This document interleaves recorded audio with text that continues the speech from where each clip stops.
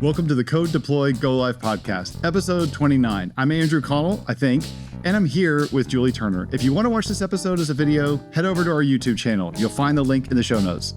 Today's episode is a first for us. We have no idea how this is going to go. We have not one, but two awesome guests ready to share their insights on a topic we started to discuss in episode 25, PnPjs Explained.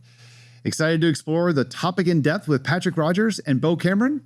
I am too, and I've still got Julie with me. This episode was recorded live, April the 2nd, 2026. Good afternoon, Julie. How are you? Hey, AC. Well, we got our act together finally, so here we go. We haven't finished yet. We just started, Valid. so let's not jump out of the cart there. Here we go, maybe. Yeah. What's been going on, my friend? Well, I guess last week, I know you and I were at the MVP Summit at the Microsoft campus. Anything, and I know, so all the stuff we saw was under NDA. We're not allowed to talk about it, but yeah. Any comments you got for it? Anything? Other than still being jet lagged 4 days later, no. I mean, it was good. Like, all things considered, it was, great. All the hallway conversations, all the, networking, all the things being in person. It was great. We had a great place to stay off-site that, made decompressing at the end of the day really good. So, overall, great session, great event. I got a lot out of it.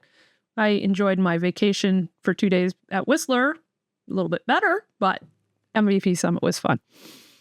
It was good. It was good to see people, good to hang out. Didn't get to see everybody. A lot of people weren't there, but it was a good time. Just hanging out with people and just seeing what's coming and just hearing some thoughts on like what Microsoft was thinking about different things. So yeah, I was there as well. The other thing I was doing, and then I'm gonna ask you what you've been up to, is I was all pumped up yesterday, all giddy. Even checked my heart rate monitor and showed that I spiked yesterday afternoon when the Artemis rocket went off. Sorry, I'll make you almost spill your water all over you. But yeah, I got to see the Artemis rocket go, and it was. So I'm 142 miles about from the launch pad, northwest from the launch pad. And I was going to go down there and see it, but the last time I went down for a major launch like this, it took 2.5 hours to drive down to the Cape, or at least the area of the Cape, and it took 7 hours to get home. So I decided I'm not really up for that. Skies were kind of clear here, so stuck around, watched it. I will tell you, like, I've watched shuttle launches, I've watched Falcon Heavies, I've watched Falcon 9s. It blew me away how fast this thing was. Usually when I can spot it from my driveway, you got about 2 minutes. This thing was gone in like 25 seconds. It was incredible how fast it was. So it was really cool to see it. Really going to be fun to watch this entire mission. But later on, a couple hours afterwards, or like 2 hours after the launch, you're listening to the YouTube feed. Good friend of ours, Ben Stedging, texted me and he's like, "Did you see that the toilet's already broken?" I'm like, "Oh crap, that's not good." Oh crap, literally. Yeah, oh crap. So, of course, a bunch of pictures are flying around from like the, Christmas vacation. Yeah. Shitter's full. They got it fixed, but I did see something today that I will actually share with all of you so you can see it. They, in the middle of the night, they were looking at it and they are trying to figure out what the problem was with something else on the shuttle or on SLS. And it's because they have 2 instances of Microsoft Outlook that are running and nobody can figure out why. And ground control literally remoted in to try and figure out, can they kill one of the Outlook instances? And I'm like, well, you found out why the shitter broke. One Outlook is always way too many. So if you got 2, not a good thing. I get that NAS is all about redundancy, but I don't think we need 2 Outlooks. You can wait on your email for a bit. So that's fantastic. That's what's up with me. Anything with you? Anything else with you on this MVP Summit? Not especially. Every summit, like I said, I've been jet lagged. It's been fun. My son actually won the April Fool's joke. He goes to an after school thing on Wednesday afternoon. So that was April Fool's yesterday, since we're recording on the 2nd. And I texted him about some stuff he needed to make sure he checked on, or an assignment or whatever. And then all of a sudden he texts me back and he's like, "Well, I'm not there. I'm on the bus." And I'm like, "What? You didn't go to the after school thing? Your father's coming to pick you up." Blah, blah, blah, blah. And I'm texting, and I'm pissed. And all of a sudden he goes, "April Fool's." And I'm like, oh my God. What did I do to deserve this? You're thinking, well played, you little jackass. Oh my God. I'm like, we're now at that age. Got it. Message received. So yeah, that was fun. But other than that, not much going on. Just settling back in. So very cool. Very cool. Well, we got a lot we're going to probably talk about today. Yeah. So you want to get into the meat and potatoes of our show? Absolutely. Right. So today we are fortunate to have two people that are actually going to level up this show. So where the average is going to go way up in the quality of the speakers. We have got two of your colleagues, also friends of both of them as well, but two of your colleagues on the PnPjs project, Beau and Patrick Rodgers. Gentlemen, welcome. Maybe I use that term too loosely, but gentlemen, welcome to the show. Thank you. Thanks for having us. Awesome. So I thought that one way, we got some questions for you, but I thought really quick, if each one of you wanted to just take a second and just to introduce yourself, like what's your background, what are you up to, like who do you work for, and what do you do, what's your responsibility or what's your role on the PnPjs project? I'll let Patrick go for it. Oh, okay, fine. He's so polite. Here we go. Can you tell we've not had guests before? Maybe I should have asked somebody specifically. Beau, how about you? I'll let you go first. Oh, perfect timing. So my name is Beau Cameron. I'm a MVP for about the last 8 years. I work at a company called InfoDash. We're an intranet, extranet solution for AmLaw. I've been in the PnP group since around about 2019, kind of started in the starter kit area and then was graciously invited to contribute on the PnPjs side. But I've been doing SharePoint dev for about 16 years. AC is the one who taught me everything I know now. And my career is to thank. That's me in a nutshell. Awesome. Thanks, Beau. That's great. And I remember when I remember back that first class, like so long ago before, probably longer than either one of us want to admit. But yeah, you're always like one of the most fun people to see the stuff that you're working on, because like your stuff is just, it's so cool. You do such a great job. I concur. And we also have Patrick Rodgers with us. Patrick, how are you doing? Good. How are you doing, Andrew?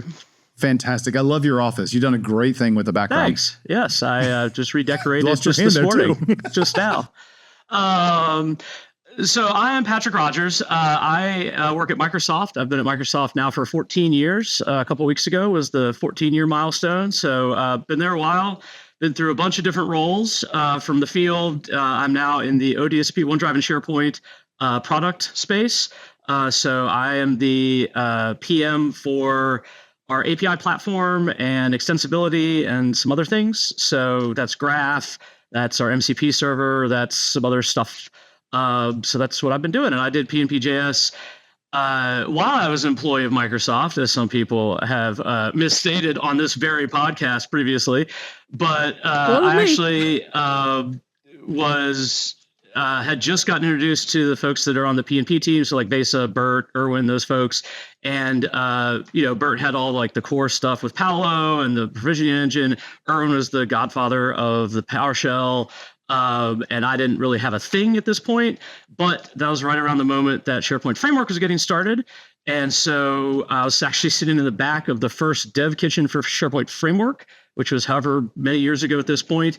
And Vase and I just started talking about it and had this idea, and now PnPjs exists. Very cool. Ta-da. Very cool. Freaking awesome. Congratulations on your tenure at Microsoft. It's been good. It's been a journey, but it's been good. It's been really good. Now, Julie, before we get the first question there, you've got like a stat that I know that you share with me. We were sitting in one of the sessions last week. I don't think this is under NDA, but we saw a number like on it's screen. not. We post it publicly. Yeah. So you went through and you like talked about the popularity of how many people, how many tenants at PnPjs touches.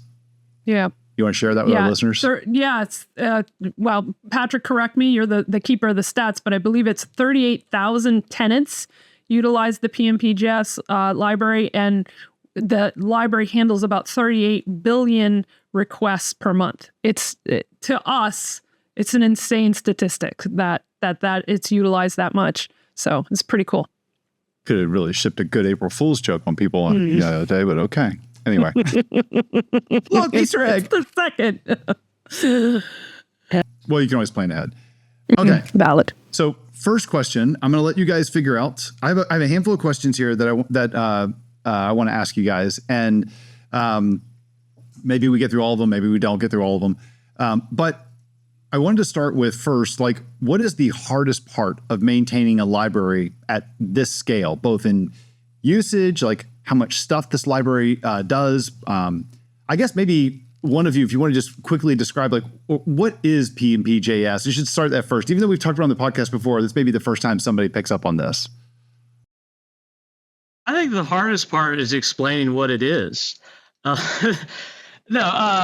PnPjs is a client-side library. It's a fluent design that's designed to wrap around and call both the SharePoint REST and the Microsoft Graph APIs. And it's built in TypeScript, obviously transpiles down to JavaScript, is consumed by any client, node, whatever that uses JavaScript. We have support now for, you can run app only, whatever, MSAL, all those things. But I guess the hardest part of maintaining it at this scale is time, frankly, at this point. When I started it, I had no kids and no wife and a different job that I had a little bit more free time. And so was able to dedicate more time to it. And now I dedicate unfortunately, very little time to it, not nearly as much as I'd want. So the hardest part for me is honestly the time to put into the library at this point. How about you guys? You guys have thoughts on that too, or? Yeah, Julie, Beau, yeah. For me, it's by far the largest solution I've worked on, and not in terms of code size, but in terms of use, right? So it's been being used by so many tenants, so many calls. I think the hardest thing is maintaining trust, and maybe that's just pressure I put on myself. But I know that Patrick and Julie probably feel the same way, is that when we're looking through like a feature to build, or when you implement a bug fix, we have to be really cautious about how we make that fix and how we ship it out, because the downstream effects could be just like disastrous, right? Like I remember in version 3, there was an issue that was with catching and batching, and I was fresh on the team, and I said, I'll pick it up. And I underestimated how complex batching and catching was. And I implemented a fix. And within the first week of the release, we got issues. And I was like, oh, this broke this and that. And I was like, oh, goodness. Okay. So I went back. I looked at the code. I rewrote the code again. And I was like, I think this fixed it. We are good. I shipped it out the next week. No more issues came back. Issues where batching, caching don't work with files because the result types are different coming back from the APIs versus items. And so I brought it to the team and said like, look, I'm having trouble here. And we have to make a decision of like, is this feature worth shipping as is? Can we fix it in the future? And we kind of decided, let's just pull it out and say that we don't support this scenario specifically, right? Like we can't have another failed release. And so after that, I've been very cautious about like when I am writing a piece of code, I kind of overthink about how I'm going to ship it, because I'm afraid that if I ship something bad and we break trust, people aren't going to want to use the library. So yeah, that's fair. Yeah. All been there. I mean, one of these days, Julie and I have joked about we should have like a war stories of like, let's totally just open the Komodo and be like, I did blah, blah, blah. I mean, I remember launching a brand new intranet for a company that had 13,000 people in it, and we could support, our first test was we could support 6 concurrent users. It's like, oh, oops. It was my fault. It's amazing what you can put inside and outside of a for loop. I have SQL disasters I can share. Oops. Oh, I'm right there with you. Yep. I shipped dev to prod instead of QA to prod. So QA went back to prod. And there we go. Delete Hope it was, from table, start at star kind of things. Oh yeah, I've done that. Oops. Not professional. Deleted the entire table. Making mistakes. Julie, what about you? What's your take on like what's the hardest thing to you about being involved in a project that's this big? I agree with Beau. I think the other aspect of it, to just extend on it, is the idea that there's people who have differing opinions of how the library should work. And at least Patrick and I, for sure, a little before Beau joined during version 3, Patrick and I definitely went round and round with some users who are like, we want it to work this way. And others users are like, we want it to work this way. And it's like, you can't have it both ways. We have to pick one or the other. And so then we get into this situation where we have to make an executive decision about how it's going to work. And some people are going to be disappointed with that. And so we do the best we can. But that, when you're at the scale that we're at, you can't mess around with people's stuff. It has to be consistent. It has to be, repeatable, usable.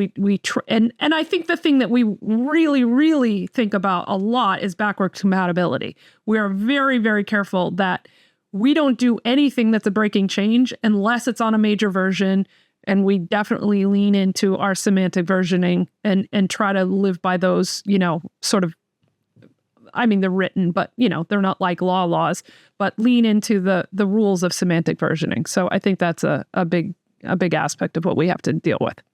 Yeah, that's, like what you guys are saying, between the time and then also just the responsibility / burden of that, even the smallest change can have like drastic effects on people's projects. And a lot of times too, like if they're using like one of the wildcards on their package.json, just say like, take the latest thing that's a patch or like a minor version or whatever, and they just blindly just say, yep, let's just build it. And, oh wait, my build's broken. Why is my build broken? I don't understand why. So yeah, that's a lot of responsibility. Julie, what about, so let me go back to you for our next question, is like, what a part of the library do you think, I love this part. What do you think, you choose your own adventure. What do you think, what part of the library that you think is either over-engineered or underappreciated? I have nothing to add to over-engineered. I think it's all pretty freaking pristine, and I give Patrick a lot of the credit for that. His implementation, in which he came up with timeline in V3, is as elegant as it comes. So definitely not over-engineered. Underappreciated is probably the same answer, though. Is the timeline idea that you have this incredibly flexible core to this library that lends itself to being used in so many ways that isn't very obvious unless you dig down and get into the depths of it.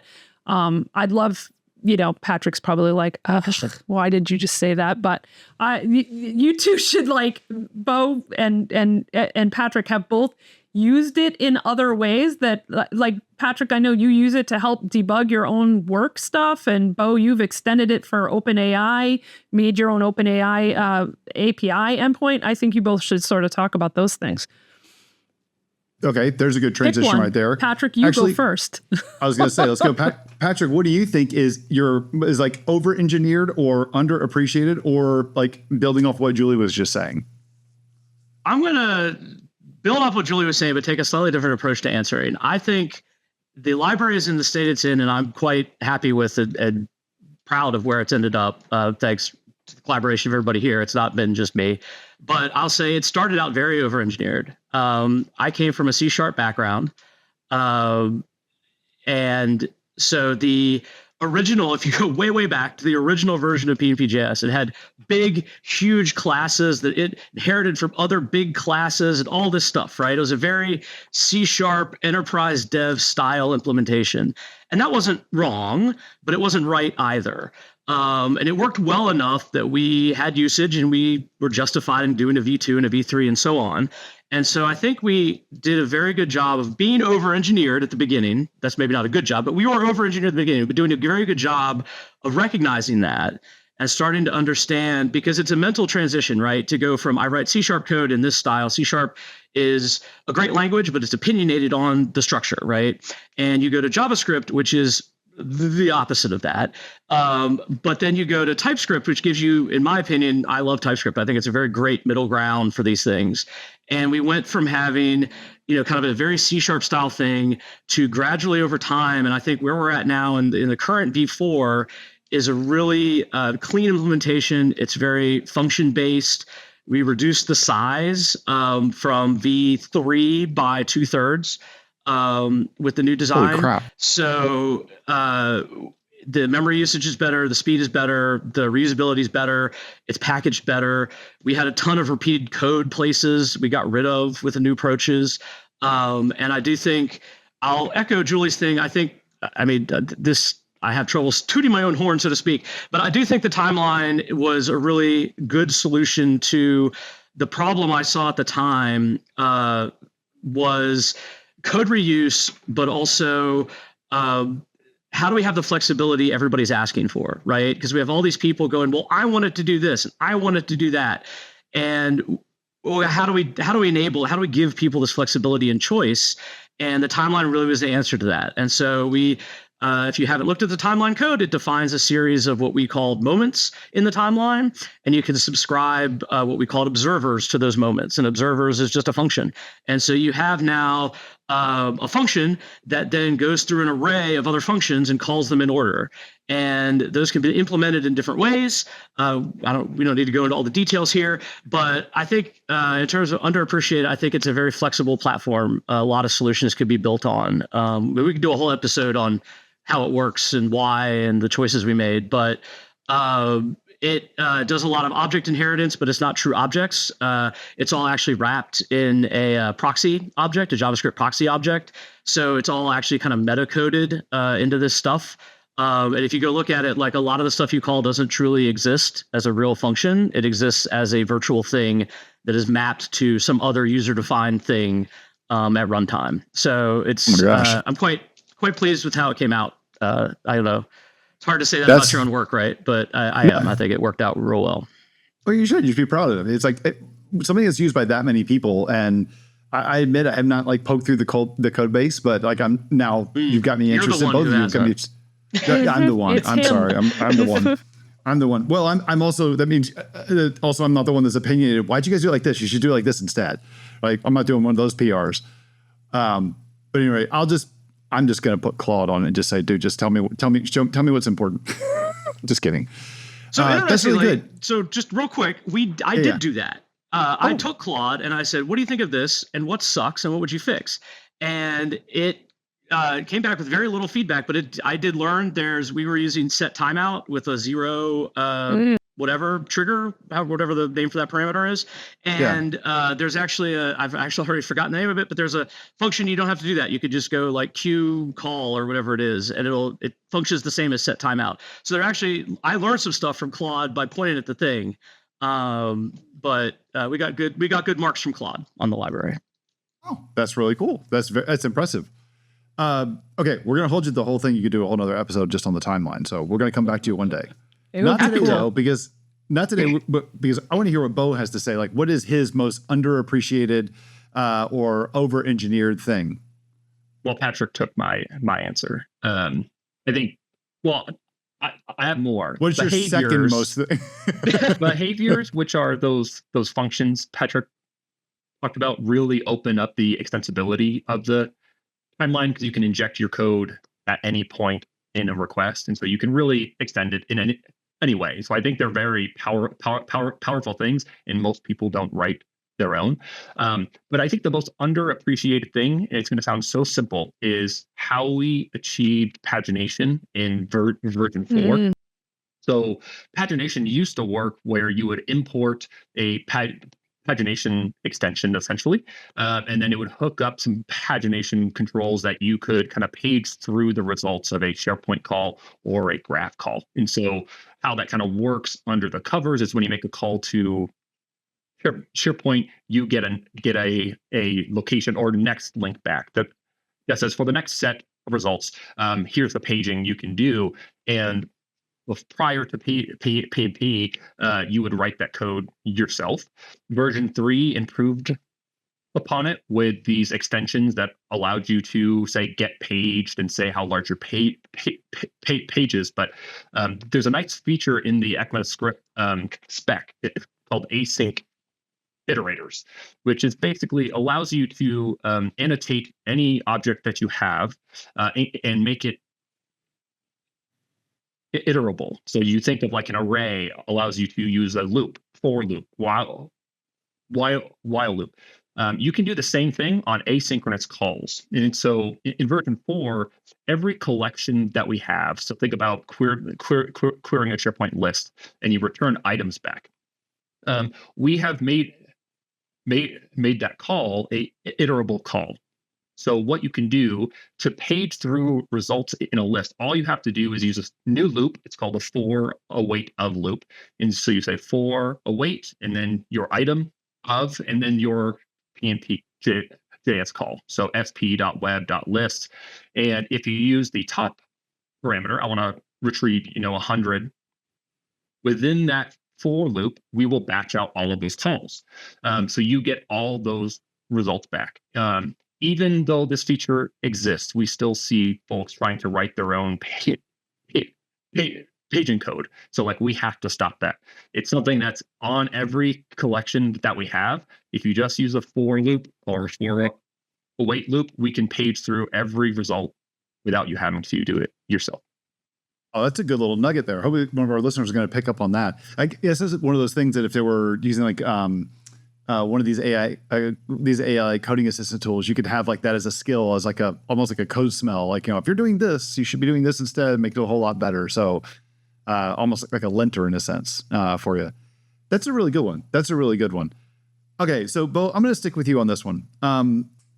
Next question we have is, what would you consider the most controversial design decision that you guys have had in the library?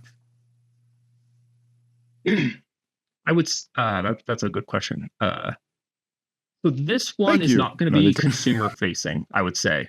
It's not something that really affects.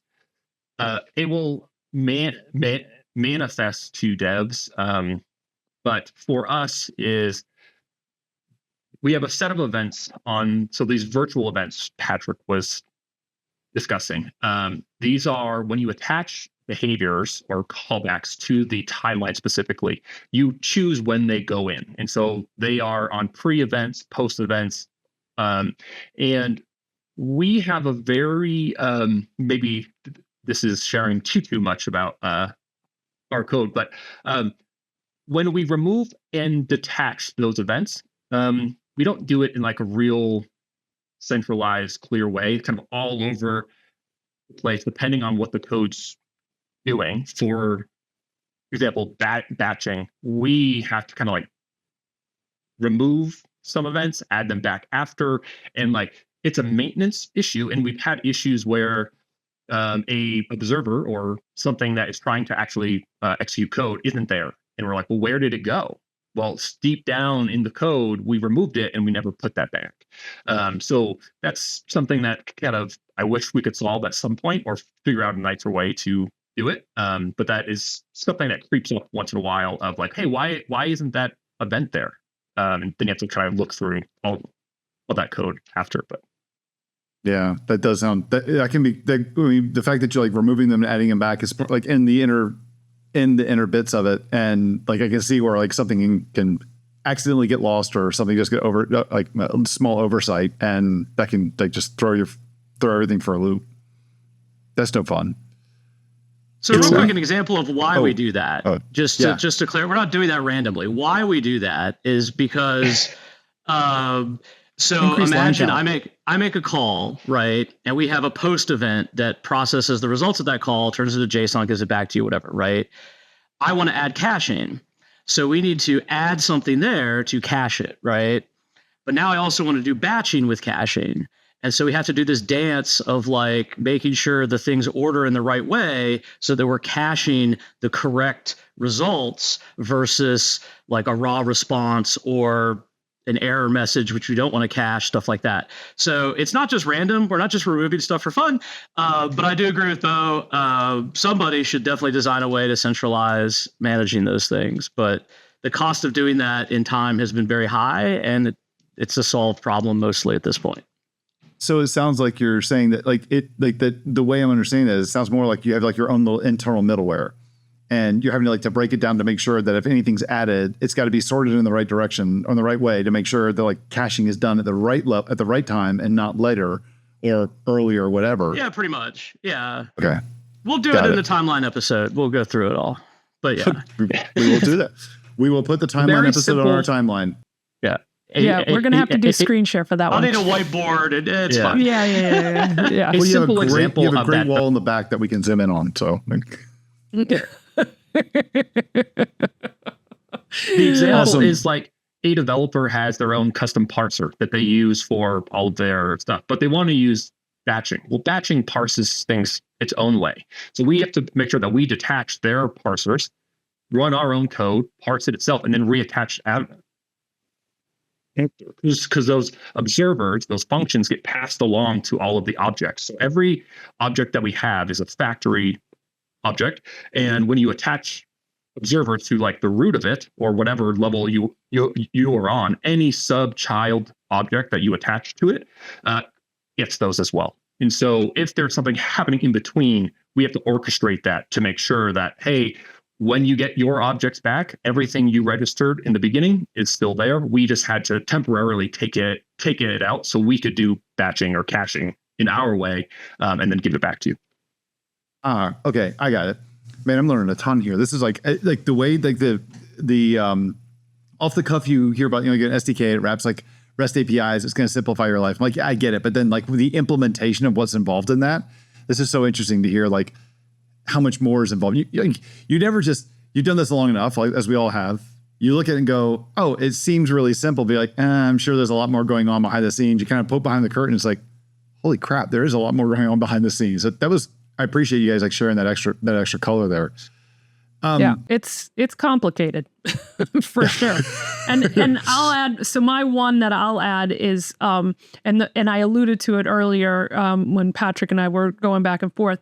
There is the idea or the issue with escaping URIs. So depending on what you're calling, if you want to update a field or if you especially difficult in the graph because the implementation of how to escape URIs is sometimes really tricky and doesn't make a lot of sense. And what you're sending to the URI is a little clunky and shouldn't be escaped, or some of it should be escaped and some of it shouldn't be escaped. It's a very tricky thing. At this point, we've pretty much centralized it to right before the call is made that we do the escaping. But there are certain scenarios where we've had to specifically not escape those calls because they don't work right if we try to override, and then it falls back to the user to do it. And so there was this design decision where we had a long conversation. Should we just not escape URIs at all and force the user to do the escaping themselves, the developer? And then there's also parts of the library where in the chain, we need to escape at different points. And so you kind of have to do it after so this is that Fluent library having certain paths depending on what endpoint you're trying to hit, where that escaping becomes a little tricky. Most of the time, like 80-20 rule, 80% of the time, us escaping it for you is the right decision and it's just totally fine. But there are scenarios where it doesn't work and you kind of have to, have, the one-offs where you don't do it. And whatever. So that was a tricky design decision. I think we're at the best case scenario at the moment, but we do every once in a while get, an issue in the issues list like, oh, my, this call doesn't work. And it turns out because we're escaping something that's a little awkward and that one shouldn't be escaped. So then it's a matter of us tweaking the code to not escape and we have now a behavior to allow us to do that so that we can override that situation. And then having to document, hey, if you need to, send special characters, you need to escape those manually in this call. So got it. Yeah, that's interesting. That's really interesting. Okay, so good controversial design decisions that you guys talked about there, but lots of learning more about how the entire thing works. Next question I had for you was kind of going back to what we talked about a little bit at the beginning, about not just the actual inner workings of it, but just the job of being like an open source project maintainer. Julie, what would you say is the hardest decision that you've had to make as a maintainer of PnPjs? I think the one not killing Patrick. Patrick, just want to remind you, you're not on mute.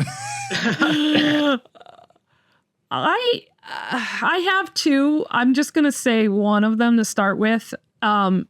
We had implemented taxonomy APIs in V3 that were using the V2.1 endpoint, which is essentially an internal Microsoft endpoint that isn't documented. Well, it is, but it isn't. It's not official, right? We're not officially supposed to be using that endpoint. And taxonomy support ended up in Graph. And so we went around and around for several months, kind of going back and forth in the pros and cons of saying in V4, are we going to stop implementing any of the V2.1 endpoints?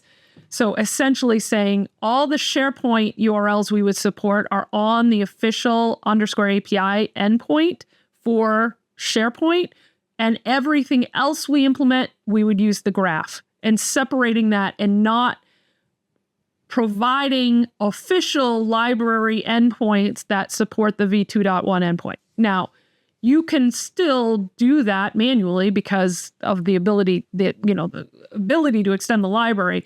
But I think we made a very conscious decision to stop trying to, and so this goes a little further in statement, but not reverse engineering first-party APIs officially in the library. And that kind of goes back to our first question is, the responsibility of supporting a library at that scale with that many users, and to use endpoints in our library that aren't officially supported feels like the wrong move for the ecosystem as a whole. That doesn't mean we individually, if we were implementing something, wouldn't use those endpoints, but as a whole, that felt like the wrong move. So as like a rule now, do you avoid doing that, or do you do it with like a warning of, hey, we're building off something that may not be there in the future because it's a preview or a beta endpoint type thing?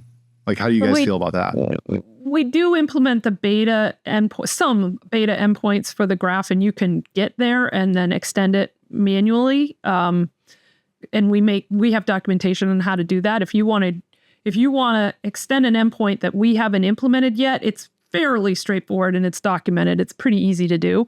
It's just a matter of using our intermediary calls like, SP-GET or GraphGet and passing in a queryable plus the rest of the URL that we haven't implemented.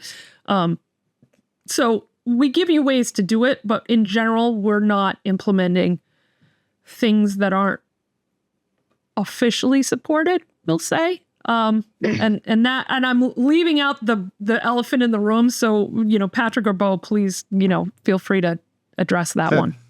I'll throw it out. You're probably talking about the Pages API. We are, yes.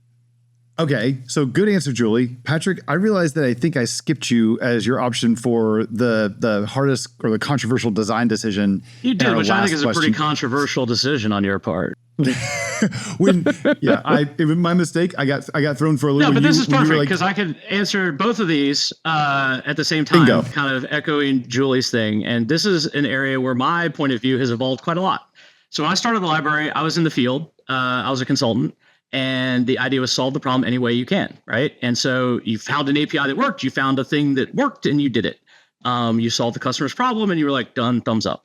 And so in PnP, we implemented it sort of the same way, right? Pages API, a bunch of other APIs early on weren't officially supported, but that was the way you did the thing, right?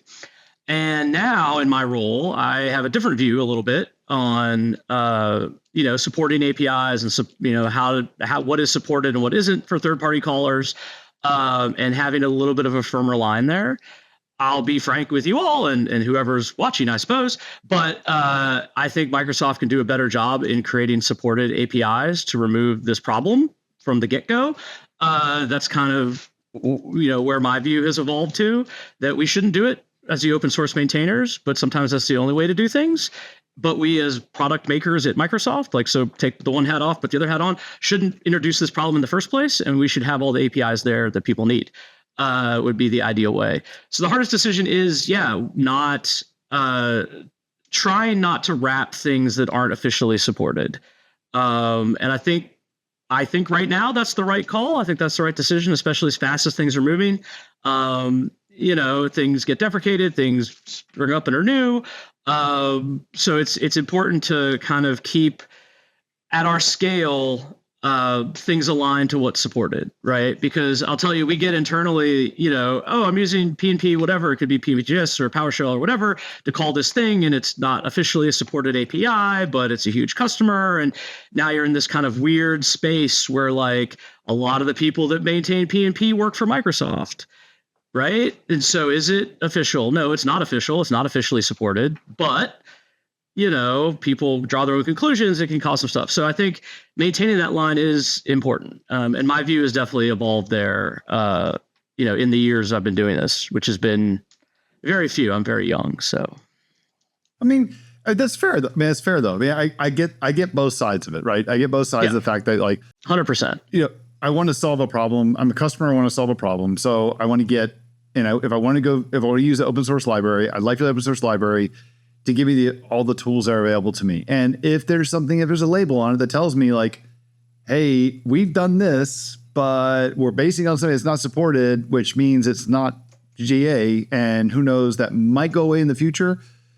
I mean, I think just generally speaking though, I guess for most things, and I get that, coming from, I'm not an open source maintainer. I'm also not working for Microsoft and having like that kind of responsibility and building APIs, which is a huge responsibility as well. But it's also like I understand that things change as often as they do. And there's a certain level of like, how solid is this that I can bank on? And just know like, what is this other stuff that's like, I need to keep an eye on this. I need to be careful about watching when things may change here because this may break. Don't want to call it beta. It's like, it's good. It works today, but it might break in the future because of somebody else's decision that we can't make a decision that we can't control. So yeah, I get that. That's a sticky situation to be in. I can see both sides of it. So Beau, how about you? What is the hardest decision you've had to make as a maintainer of this library? Yeah, I mean, you already hinted at it. Like there's the Pages API is something that we've been struggling with for some time. The current implementation was backwards engineered from the Pages. It's how the other PnP solutions work as well in the absence of a real API. And so we have to construct the page content itself, the HTML, and that changes, right? Like we got flexible layouts and backgrounds, and like as that evolves, we continuously have to update and fix the library as it breaks, right? And so this has been a discussion about how do we get out of this kind of hole we are in with the Graph API not really providing us what we need from the Pages side. Like we discussed, what if we built like a really intelligent wrapper around the Graph that allows you to interact with the page a little bit easier than the Graph API does. But then come to find out that the Graph API doesn't really work well at all. And so it was even hard for us to implement, right? And so I just want to say, like, removing Pages is going to be a big one. A lot of people use it, but you kind of hinted at, like, there's a maintainability thing, supportability thing, reliability thing that we have to kind of uphold. And so sometimes it's easier to just take stuff out. And we don't do that lightly. Like, as been mentioned, like, we talk about these things. We think about holistically, like, what it means to pull something out. And I guess what helps me sleep at night is that because of how extensible the library is, and Julie hinted at this as well, like, we expose a lot of the internals. So all of our REST, our functions to do HTTP calls, they exist. We expose them. You can use them. You can call any endpoint within Graph, SharePoint, using the library itself. So just because we don't support Pages doesn't mean you have to go use the SP HTTP client or just not use our SDK. You can actually use the factory objects that we expose. You can create your own URLs and then still continue to use the timeline on any endpoint that exists. So if you want to build your own page wrapper, by all means, we would love you to do that. Yeah. Just be a contributor, please, and make sure that you have good quality as you're submitting your posts, and follow up on any bugs. And don't contribute it, because this is part of the thing, right? Like, you should do it on your own, and we encourage you to do that, but we don't want to put it in the and the Pages API is especially tricky because it's reverse engineering the first party APIs. It doesn't require us to version the library for your current solution to break. And that is the real trick about that one. That is the one where I don't sleep at night well about that, knowing that, let's just say I built a solution for a client and it uses the page reverse engineer Pages API.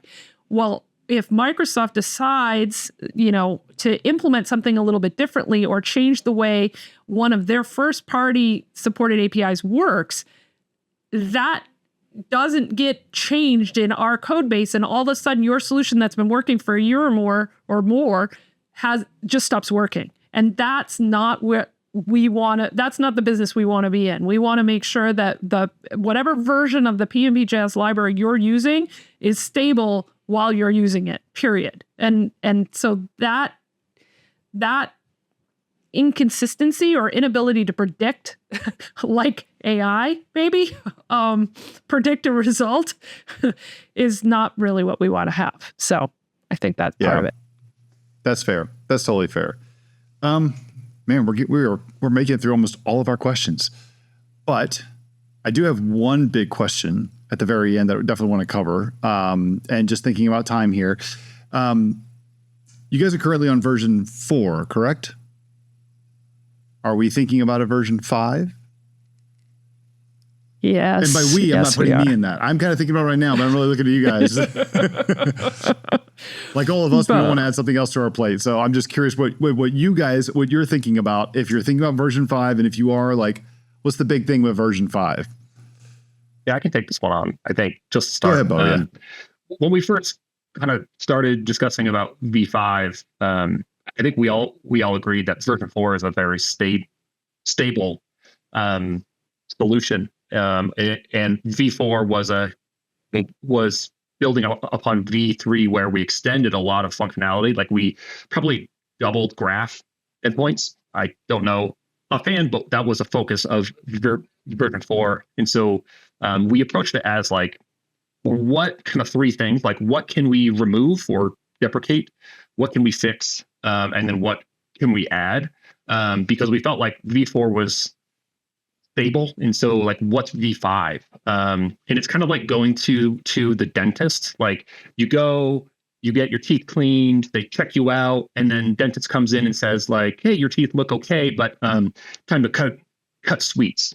And so I think about all the sweets that I love. Like, well, I'll cut some things, but not others, because I just love it so much. And I think we approached the same thing with the library as well. Like, look at the overall health and see kind of what we have to do. So I've been saying V5 is a maintenance release, and it's really going to be more about us as maintainers, and a little bit less about the consumers, though the consumers will benefit from it. So one of the things that we do is look at our dependencies and say, do we still need some of these? Ultimately, that's in our SDK, and then consumers have to kind of just inherently take those on. And so we look at things like, we were using Node Fetch for many years. And, well, the Fetch API exists in Node. What benefit does it really give us to have it as part of our dependency tree if we can solve 99% of our use cases without it? So V5, we're going to pull that out. We look at what Microsoft has deprecated themselves. So, like, the send mail API is gone. So we're going to pull that out, right? So we're looking at, like, how do we clean up what we have? And then lastly, I would say there's one of the biggest things is we've improved our test suite. So we have a lot of tests. Code coverage is not a issue that I think we have. We actually have a issue where we have too many tests, and we can't really execute all of our tests together. We've run out of scopes in terms of how big our scopes can be on our tokens. And so Patrick implemented a really nice test recording, which allows us to record tests and then run them after. So we do integration-based tests. So we don't do unit tests per se. We are calling against the APIs directly. So we have improved the test suite a lot, allowing us to have more repeatable, stable tests, which is going to help us as maintainers of the solution. So that's my overall feel of V5. That's cool. That's I didn't think about the issue that you guys run into because of what you do. Like how do you go through and deal with a lot of the issues that you have with like calling real REST APIs and the fact that there's there's limits on those and how much you can use and throttling, et cetera, and all that stuff. So, what about Patrick? Like, what about you? Do you have anything that you want to throw in that you see that you're thinking about with V5? Boy, Beau gave a very good answer, so I don't have a ton to add. A little history, though, I could add is that for all the versions before version 5, I had a goal in mind of what we were doing with it, right? And it started with going from the C# style thing we talked about earlier into a more different design. And that started with pushing out interfaces versus objects to the world. And so that was a whole release, was everything became interfaces. And then the next release, we rewrote all the internals of the library because we could do that now that everything was represented by interfaces. So we could change the backing stuff, right? So that was that's 2 whole releases to get to that point. And that established, at that point, we had timeline, behaviors, and all those things. V4 was really solidifying all of that work into a good, solid release that expanded a bunch of the functionality. So V5, we don't have a clear thing that we're trying to solve, I would say. Beau had some really good things. The testing stuff, I would like to invest a little bit more in there. The test recording, again, a good example of the flexibility of the library is we created a behavior that does test recording. So instead of giving the result back to you directly, it saves it to a file. It also saves ahead of the request in the timeline because so these behaviors is like a wrapper around multiple moments, right? So you subscribe ahead of the request to get the parameters that the request was sending, and you subscribe after the request to get what was returned, and you record all that stuff, and then you can play it back. Because you need, if I ask it to create a field with this name, I need the response to also look like it has that name, so my test passes, right? So we did a lot of that, but again, just using the flexibility of what we had built, we were able to do all that stuff, which I think, again, kind of comes back to making us feel good about our underlying design for things, is we were able to just bolt on, batching and caching. We're able to bolt on test recording. We're able to bolt on different auth schemes. We're able to bolt on kind of whatever you need. The question before this is, what design decision in PnPjs do you think developers misunderstand? You can use PnPjs to call any API in the world. It's super flexible. It doesn't have to be SharePoint or Graph. With a little bit of work, you can call anything. I use it to test just about everything I do. Mostly because I know the internal code so well that if I need to go hack something to make a thing work I'm testing, I can just go do that.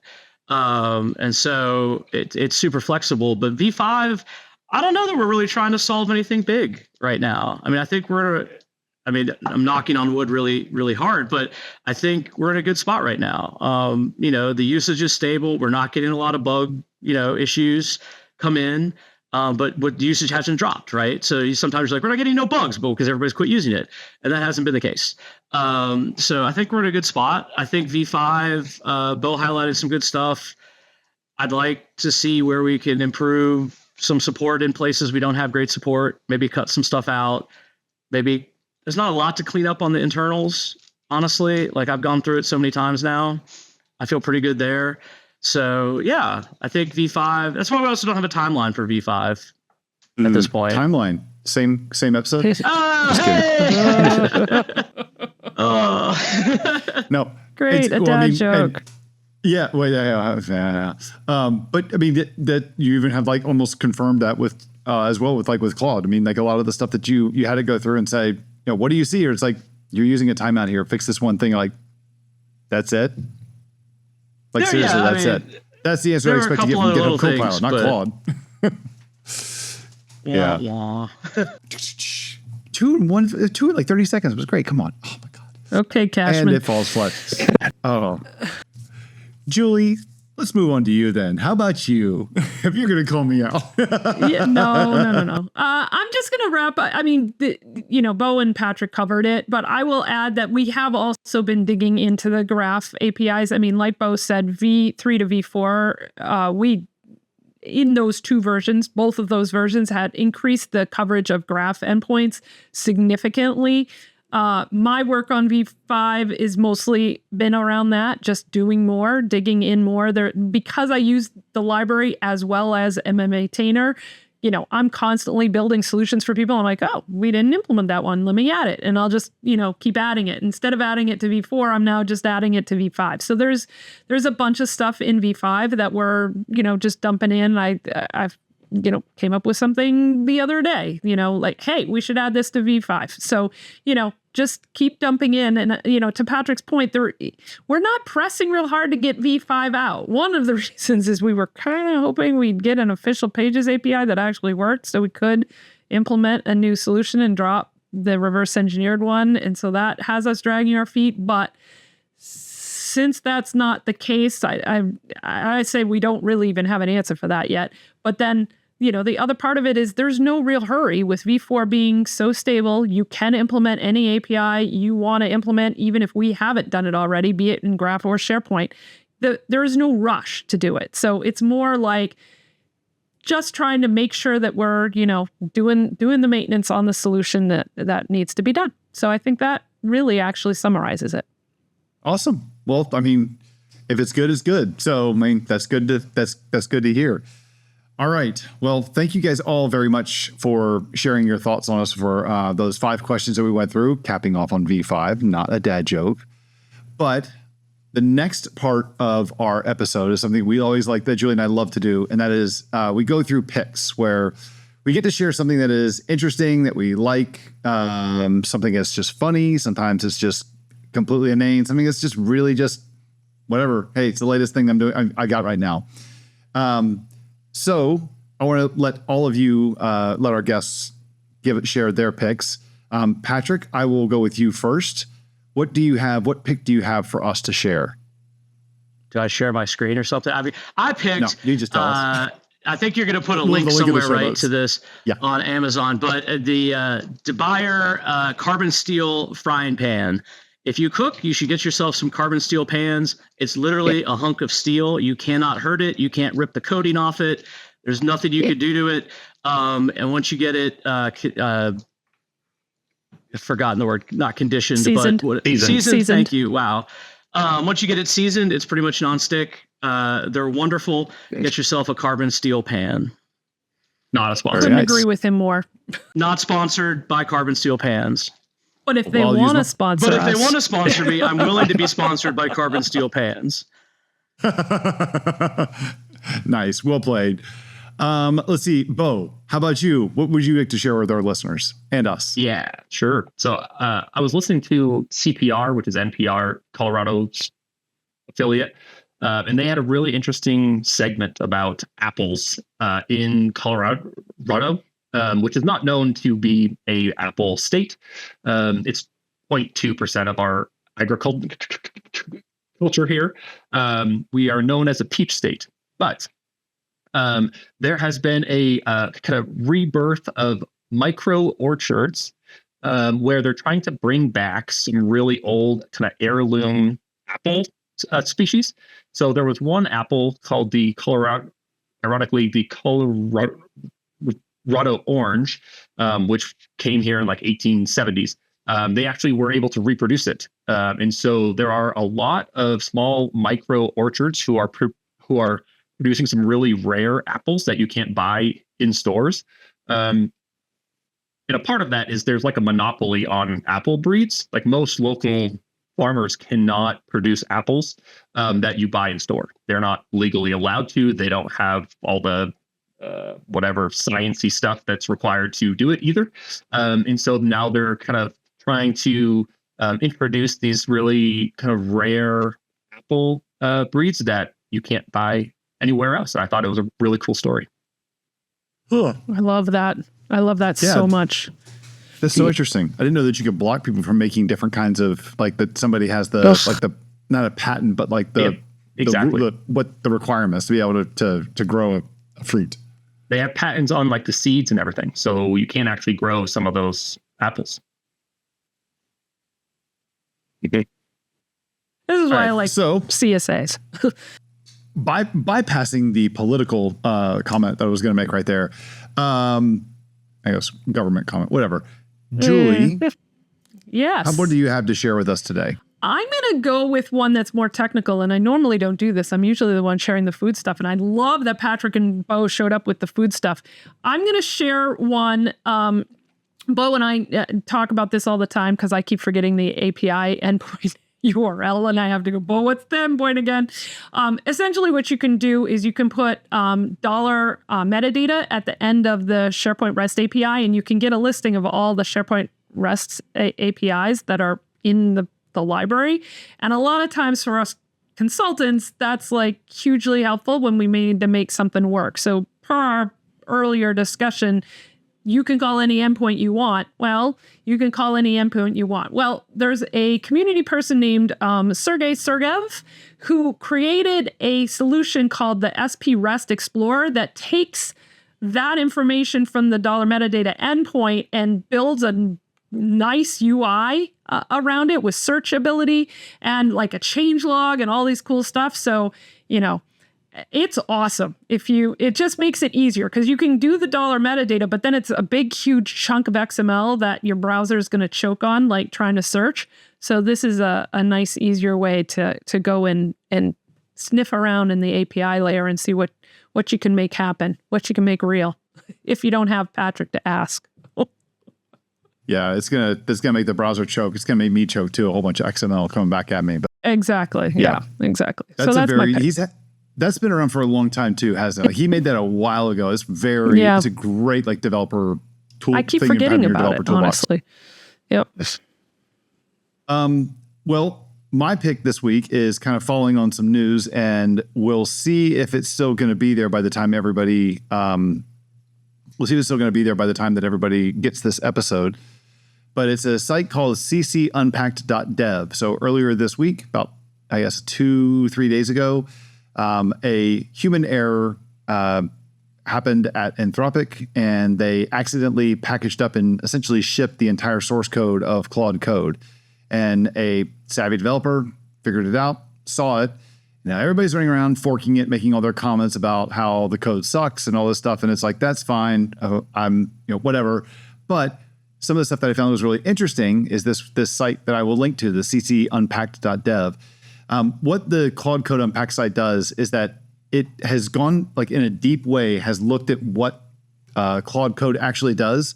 I think it's the same person behind this is the one that actually sicked the Deep Wiki project on Claude Code to kind of explain what it does at a more like code level. But what's cool about this is that, I mean, there's a bunch of stats on it, everything that it's got. Like, it's got 53 tools, over 500,000 lines of code. But what's really neat about it is there's this whole thing that has this visualization on the site called the agent or the agent loop. And from the moment you send a command to Claude Code, it shows you behind the scenes like what Claude Code is using by looking at the Claude Code source code. And I found it to be pretty interesting, just kind of get an idea of how these things work, how they take advantage of their own language models to be able to just get the most out of them for a coding scenario. I say that, hopefully it'll be around by the time everybody looks at this. Anthropic is on a little bit of a warpath now with a bunch of copyright and takedown requests where people have got this stuff posted. So who knows how long it's going to last. I say, well, I'm not going to tell you what I did, but regardless, it's pretty cool. I find it kind of ironic, too, that one of the AI model people are calling copyright on people taking their code when they've probably trained a lot of their models on content that's on the internet. But I'm not going to really say that. I mean, I said it, but I would never say that. I'm saying it. So, at any rate, I found it to be interesting, kind of a cool, like little nerdy, intellectual, academic thing to go take a look at to see how they're doing stuff. And it'll be curious to see what the other AI coding assistants have done, because they've all done reverse engineering of each other's tools. Now that you got the source code out here to be able to kind of poke at it and say, like, I don't have to reverse engineer this piece. Let's see how they're doing this. And actually expose some stuff that's coming with Claude Code that has not been lit up yet. That is really interesting, but that's for another time. I was always told it was just one big if loop or if statement. Just like, well, we can go find out. We can totally go find out right now. Did they like this? Did they like this? No.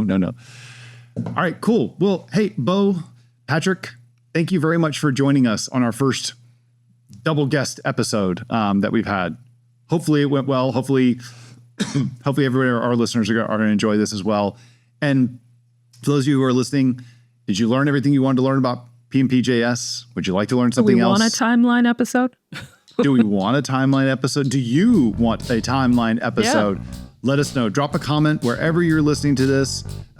Please let us know. And don't forget to leave us a review in Apple Podcasts or in Spotify. It actually makes a big difference for us. Really do appreciate it. So with that, anybody have any parting thoughts? Thank you for having us. This has been fun. Yeah, thank you so much. Okay, then I'll say it. Go use PnPjs if you haven't used it yet. Thanks a lot, guys. Appreciate you joining us. Until next time. Did you like this episode?